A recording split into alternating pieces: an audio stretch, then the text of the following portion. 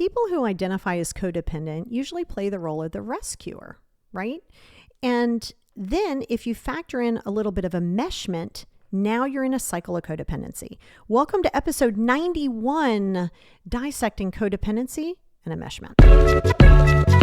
Check it out.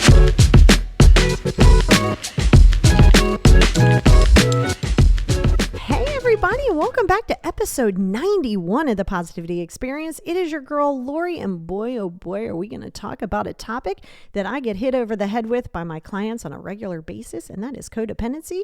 And we're going to throw some enmeshment in there for a little bit of a bonus. First and foremost though, I want to jump in and welcome our newest Patreon members, both at the gratitude level, and that is Kristen and Amanda. So welcome, guys. And new thing with the Patreon is instead of just using it as the toolbox version to this podcast, it's going to be a whole separate topic.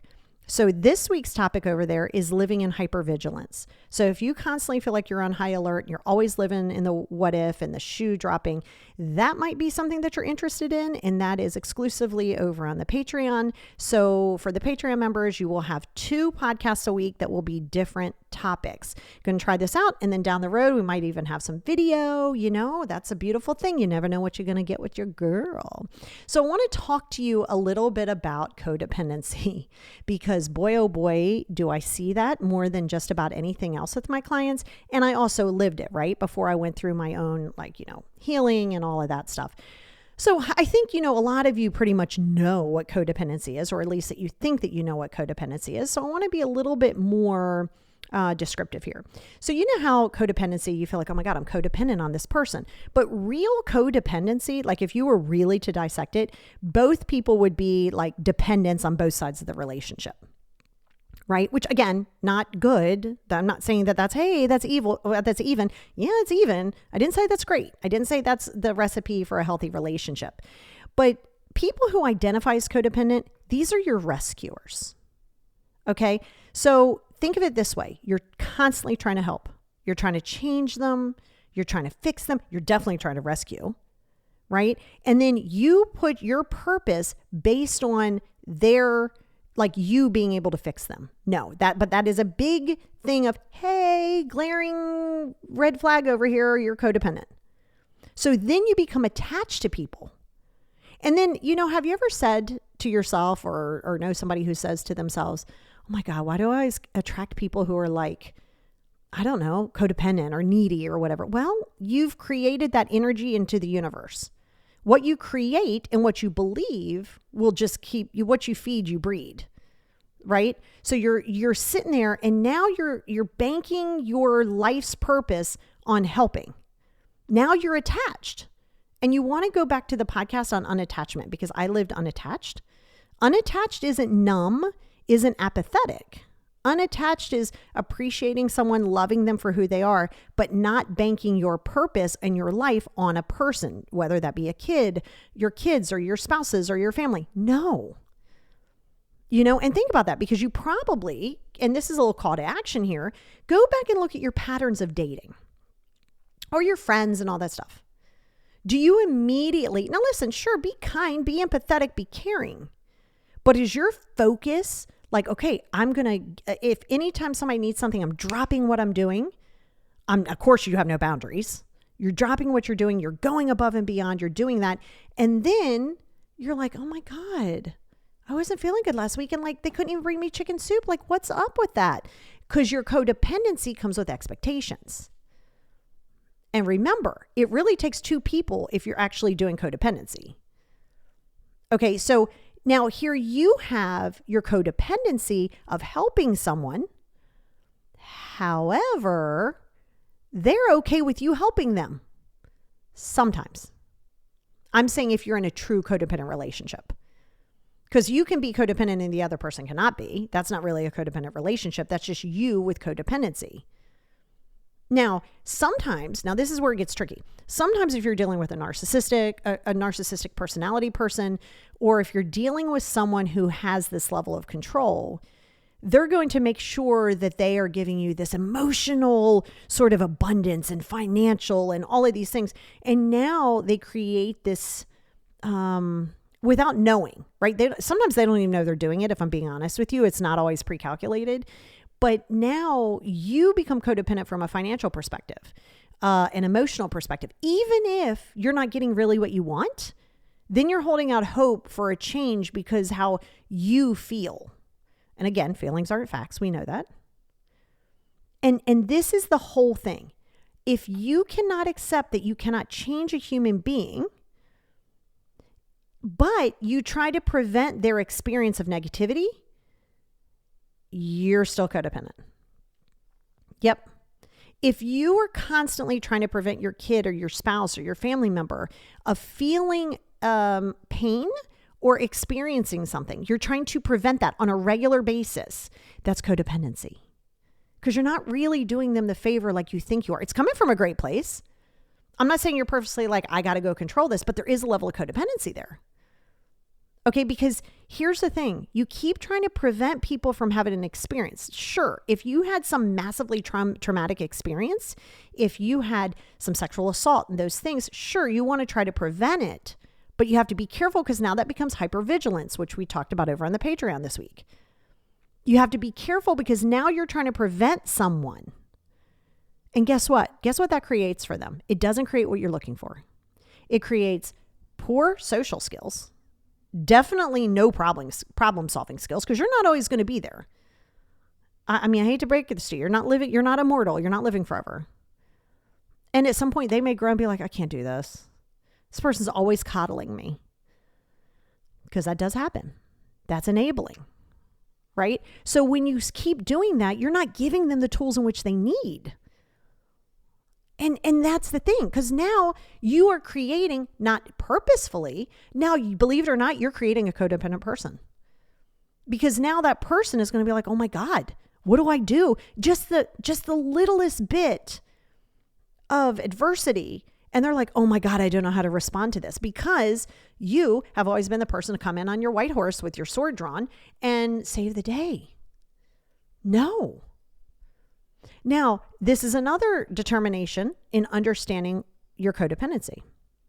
If you ever feel guilty about setting a boundary or limiting things, yep, codependent.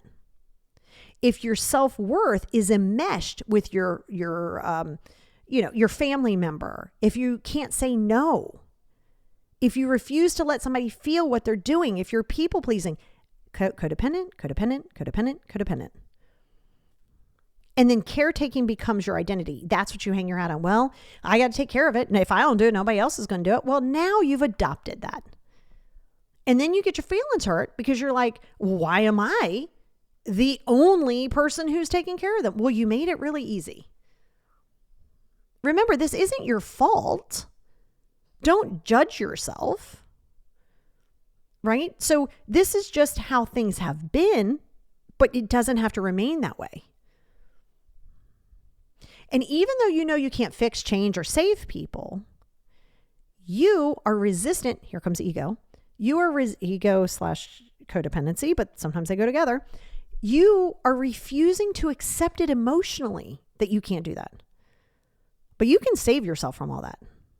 You have 100% control over your own behavior, your own choices, and your perception.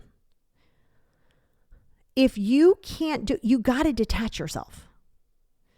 Stop waiting for somebody to see the light. I didn't say it's easy. I never said it's easy at all. But see, those are signs. And think about this. Let's talk a little bit about enmeshment, because I feel like enmeshment is a huge part of this, right?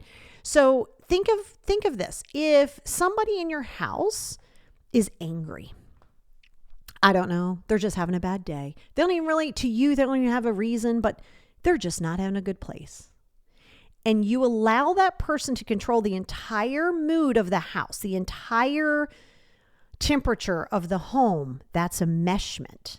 Because now you're taking on other people's feelings. And before you hit me with the, I can't help it, I'm an empath, that's never going to fly. I teach people how to bubble as an empath. But imagine, okay, so in general, if you're an enmeshed person, you have a relationship system, okay, where everyone is expected to think, feel, and believe a certain way. based upon some weird rule of interaction. And that's going to always prevent independence and create nothing but codependency. So if you're enmeshed with your mom, you're an adult child, okay? And you're enmeshed with your mother. You call each other all the time. You're codependent on her. You're like, oh my God, I don't know about this and da-da-da. Okay, just because someone is having a bad day doesn't mean you have to take on their stuff. And if you are, you're in an enmeshment of some sort. And this is where you have to be okay with your independence. Now, all relationships are interpersonal, right?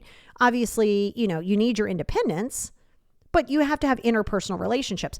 Interpersonal relationships are beautiful because you each can do whatever it is that you do. You allow yourself your own autonomy. You're there to complement each other. That's interpersonal. No, there's no control in it. And another thing with codependency while I'm thinking about it, you entangle yourself up in other people's lives or problems. Oh my God, no. Oh my God, did you see what's happening next door? Oh my God, they're getting a divorce and he cheated on her. And oh my God, I feel so bad for her. I remember when that happened to me, I'm just going to go over and I'm just going to be there. No, you're not just going to be there. You're going to go and you're going to give unsolicited advice and insert yourself in their importance of whatever it is that they're doing, and then instantly input your own autobiography. No. Did they ask you to come over? Did they say, hey, come over, I need support? Well, before you start going over and giving support by giving your story, you ask them from the door, sure. Now, do you want me to come over and just hear you? Like, are you venting? Or do you want me to come over and give you feedback? Like, do you want me to give you my perspective? Ask those questions, not just in codependency, in interpersonal skills, anywhere in life. Don't just bust through and be like, okay, I'm coming to save the day. And don't you remember when I did this? Whoa. Sure, all of my content's that way for people who want it. I'm not like purposefully sending, I'm not like U2, that one time that you turned on your phone and U2 had their album on everybody's phone on Apple. Well, nobody asked for it. We were like, where the hell did this come from? Let's get rid of it. It's the same thing. Stop giving unsolicited advice and throwing your personal perspective into other people's lives and problems. What kind of boundaries does that? That's not boundaries. You just overstepped a boundary that they may not even know that they need. You just literally plowed through a boundary. Not intentionally, always a place of kindness and good heart, but wait until it's seeked. That's ego. And that is where awareness is going to come in. Because a lot of time you're in denial. You're like, no, it's everybody else. And I'm not saying, that's dramatic, but it is true. Right? Because think about this. A lot of times, and this may be you, this may be somebody that you know, they only want the answers that they want to hear. Right? So like they'll go to 5 or 10 different therapists because they keep trying to look for somebody who says that they're right, whatever that means. Or they keep searching something until they know it. Well, it's the same thing. So you're a little bit in denial of it, but you got to own your piece of your codependency. Are you seeing it for what it really is? Are you looking at it objectively? Or is your emotional state of, I need to fix it, or this person makes me happy, or if this would happen, this is a telltale sign of codependency. Ready? Here it is. Man, if this person would do this, I would be so much happier. If this would happen, I would be so much happier. Would you though? Because all you're going to do is keep moving the goalpost. Believe it or not, that is codependency. Because now you're wanting them to make you happy because you've invested all this time in them. That is codependency. And sometimes it's a struggle, right? It's easier for you to blame yourself in some way and say, oh, well, man, I did this. I can't sleep at night because I don't understand why this person isn't returning my call. So you're saying you can't sleep because said person isn't returning your text message. You literally just blamed a person why you can't sleep. No, they just haven't returned your call. You have attached that to it. Believe it or not, yep, that can be codependency. So let me ask yourself, if you can't see yourself in your situation objectively, do you have someone who can help you? That would be like my job. I would come in and help you objectively understand it. And are you blaming other people for your unhappiness? Oh man, I'm this way because this goes into victim mentality. Believe it or not, in victim mentality, there's a lot of codependency. If this didn't happen to me, my life would be better. You don't know that, it would be different. If this happens, I'll be happy. No, you won't, because now you're putting your happiness on another person. Once again, codependent. And like you're not staying present. You have to start being present and accepting that you only ever have this moment in time. You don't have any other time. You have now. You have now. And that also happens if you don't even know who you are. And I've asked you guys to ask yourself, what is it that you believe in? What do you believe in? Not what does the family believe in? Not what were you taught? Not what did somebody tell you? What do you believe in? Because think about how enmeshed families can be. Enmeshed and codependent families, somebody needs to break the chain and all of that. Why can't it be you? But it prevents you from developing who you are. It's a fear. If you don't do this, this is what family means. First of all, you're related to somebody. You don't have to be related to be family. And just because you're related doesn't mean you are family. So if you're told that these are your beliefs growing up, because again, to be fair, a person can only teach you based on where they are. But imagine if and most of us have had traumatic parents, like people have had their own trauma that everybody has. But they've told you what you like. They've told you what you need. They told you that family is everything. Well, that has created a codependent life. I got to do this. It's my family. It's everything. Don't do that. That's based in control. So you don't even know who you are because now you're a people pleaser. I got to do this. It's not really what I align with, but hell, family is everything. No, they're not. Be kind, but what aligns with you? So before you have to understand, you have to accept things for what they are, not what you want them to be. So if you go, oh my God, I wish I just had a family that wasn't so this or, okay, you don't. Stop wishing that. Stop saying, I don't understand if this person would do this, our relationship would be better, but they're not. Accept it for what it is. And that might mean you have to distance from your family. That might mean your family distance from you. Whatever it means, know who you are. What do you like? What do you believe? You are not defined by being a husband, a wife, a doctor, a teacher, a pastor. Those are great things. Love them all. That's not your definition. Who are you? You have to know yourself. And that means stop distracting yourself. That means stop being busy. Stop busying yourself. Stop not wanting to be in silence. Stop. And then be honest with who you are. And why people struggle with that is depending on what your age is, you might be like, hell, the last 40 years of my life I don't even know who I've been. That's okay. You're here now. We can't undo the last 40 years of your life. You know, what do you like? What do you like? What are your goals? Not what does your family want? What are your goals? What do you and who do you believe in? It doesn't have to align with what everybody else is. That's why your self-love comes into play. And you know, self-love is my mainstay of everything I do with my clients. I am all about self-love and self-care. The moment someone tells you that that is selfish, know that that's coming from a very enmeshed and codependent person. Even though they may not realize it, you don't judge them. You don't be a jerk. Don't be like, well, mom, that's because you're codependent. Don't do that. Just accept it for what it is.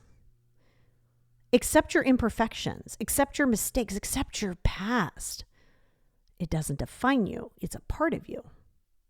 And the moment somebody tells you self-love or self-care is like I said, is selfish, they also don't do self-care or self-love often, and that's why they're judging it. That's not your jam. That's not your jam. That's not your stuff to process. That's theirs. So ask yourself, what's something that you can do to represent the self-love and self-care for yourself? It can't include other people.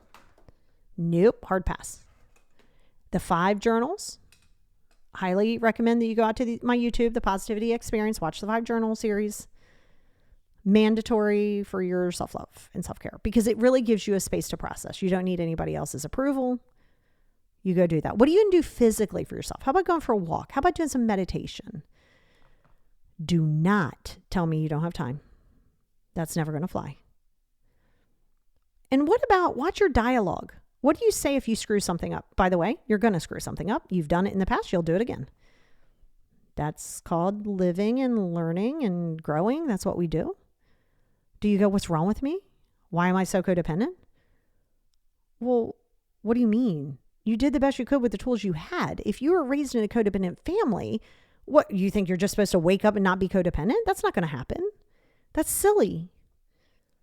Stop thinking that you are supposed to just know things and then beat yourself up. Now, just because you know something doesn't mean that you're instantly going to implement it because it might be uncomfortable. For so long you've been codependent, so long you've been enmeshed.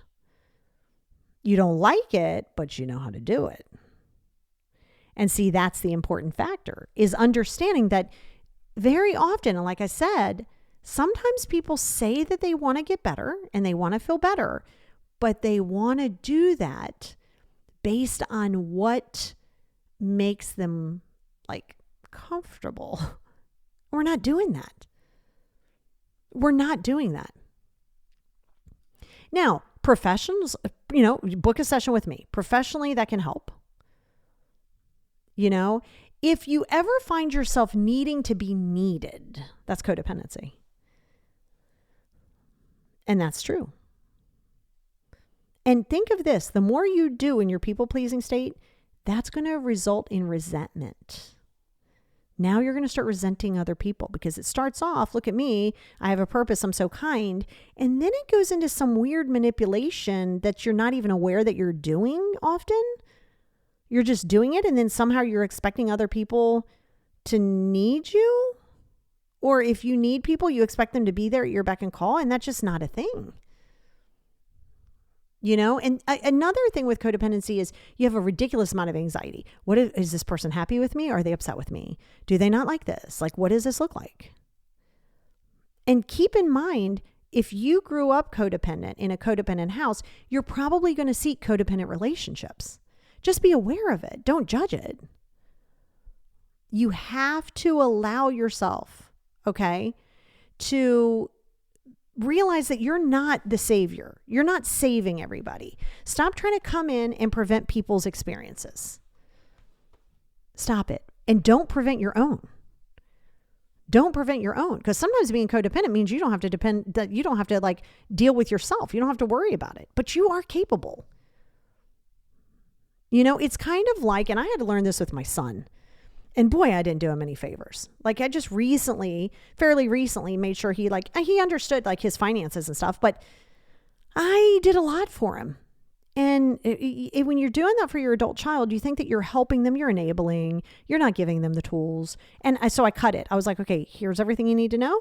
I'm not checking his balance. I'm not checking his bills. If he pays them, he pays them. If he doesn't, he doesn't. It is not my journey to walk. And that's the whole thing, because a lot of times, not that I was doing this, I made sure once I realized where my codependency / control was coming from, I was like, oh, let me address this. Because in some ways, it's like, I feel like I'm saving him, but I know I'm doing him a detriment.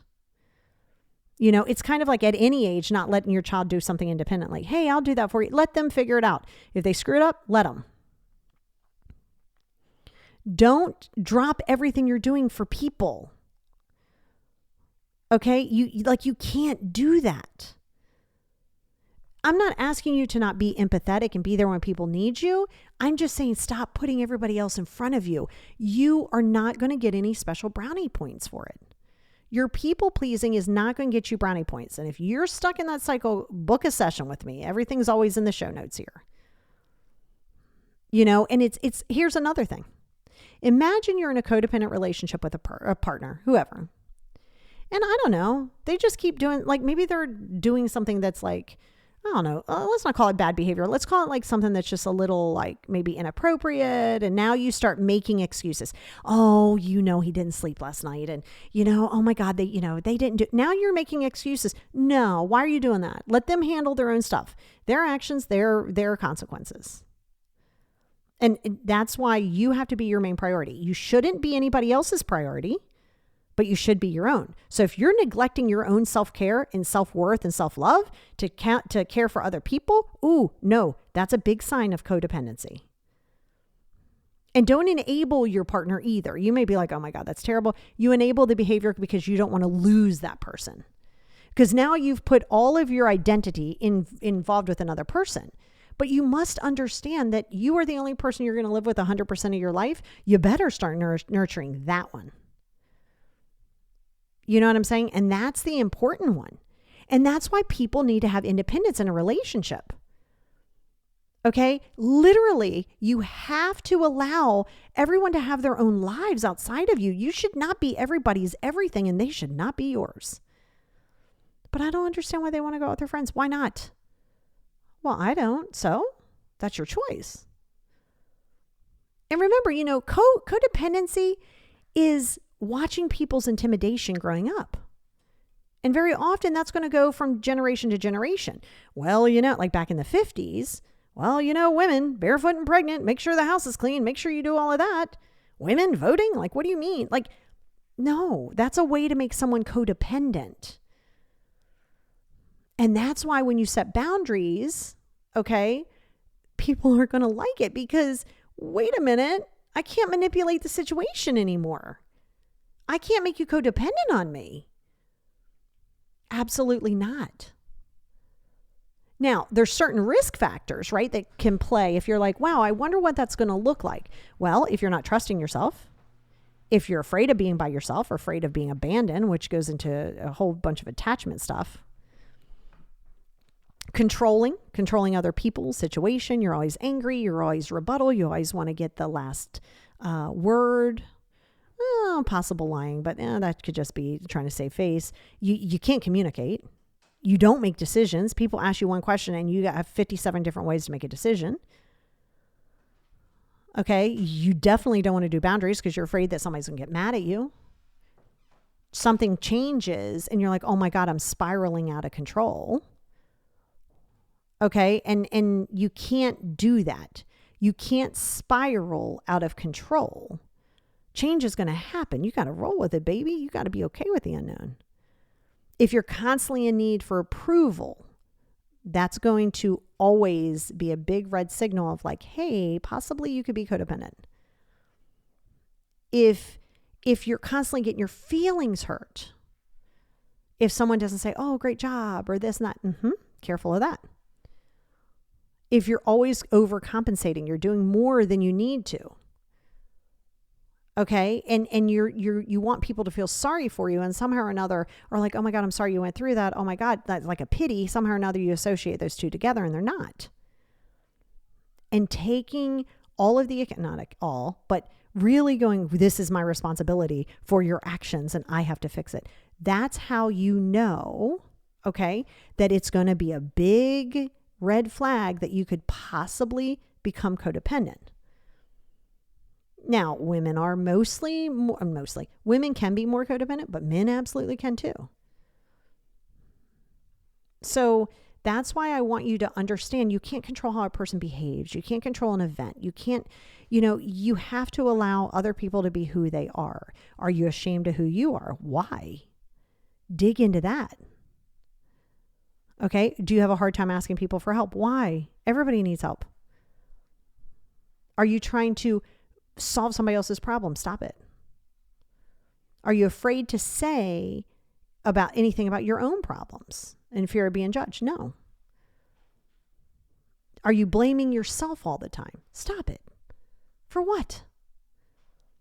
For what? You have to have healthy boundaries. You have to take care of yourself. You have to be a priority. You have to. And stop waiting for everybody else to approve it. Stop waiting for everybody else's journey. That just can't happen. That just can't happen. You can't wait to feel ready. You can't wait to take action. You can't worry about the abandonment piece of it. Now, go out to the podcast. I think I did a podcast. I don't think I did a YouTube yet on it. I could have. It might be both on attachment styles. I believe it's on YouTube. I could be wrong, but it's on one of them. And you'll be able to watch it and you'll be able to understand your attachment style. Yes, you can get through it. No, it's not an excuse. It's a reason. So if you have like an anxious attachment style, that's a reason that you struggle. That's not an excuse to struggle. Always keep that in mind. You can have a reason or you can have an excuse. And the reason can really quickly become an excuse if you're not aware of what's happening. So that is pretty much the wrap on codependency and enmeshment. And realistically, you have to understand that's not going to change overnight. You're not just going to listen to the podcast and be like, cool, I'm going to stop doing that. But first be aware that that's what's happening. Don't resist it. Don't make excuses. Well, of course I'm this way because I just told you if you blame somebody else, hard pass. You're here now. We know where it came from. Again, reason, not excuse. So your journey this week and your homework this week is to be aware of where those actions are coming from. We can work on changing them down the road, but that's going to happen from healing yourself, falling in love with yourself, doing all of those things. And guess what? It's not going to be overnight. It won't be on your terms. It won't be on your time.